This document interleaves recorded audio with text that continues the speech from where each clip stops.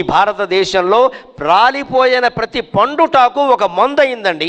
దాని మీద పరిశోధనలు చేశారు. ఇవాళ విద్య పరిశోధనాత్మకంగా సాగుతోందా? బ్రతుకుని నిల్పట ప్రాణయజ్ఞమగు ధన్వంతరి కాలంలో చరకుడైన సుశ్రుతుడైన ఏ వైద్యులైనా ఏం భావించారంటే ఇది ప్రాణయజ్ఞం. బతుకుని నిలబడుతున్నాం. మనం కోట్లు సంపాదించడానికి కాదు డాక్టర్ అవ్వలసింది, ప్రజల ప్రాణాలు నిలబెట్టడానికి. కోట్లు సంపాదించిన డాక్టర్ని కూడా ఆలోచించుకోమనండి. ఆయన ఎన్ని కోట్లు అక్రమంగా సంపాదించినా కలగని సంతృప్తి, ఒక రోగం కడుపు నొప్పి తగ్గినవాడు వచ్చి అయ్యా నువ్వు దేవుడు అయ్యా అని దండం పెట్టినప్పుడు కలగడం లేదా? ఖచ్చితంగా. అంత ఆనందం ఇంకెప్పుడైనా కలుగుతుందా? అంటే మనం సంపాదించిన కోట్ల కంటే ఈ పేదవాడి కళ్ళల్లో బాష్పం చాలా గొప్పదని అర్థమైంది కదా. అప్పుడు అలా భావించారు. రోగుల సంతృప్తి, విద్యార్థుల సంతృప్తి ఇది ముఖ్యం అనుకున్నారు. ఇప్పుడు ఆ ధోరణి పోయింది. వాళ్ళు ఏమనుకుంటే నాకే నా డబ్బులు నాకు వచ్చే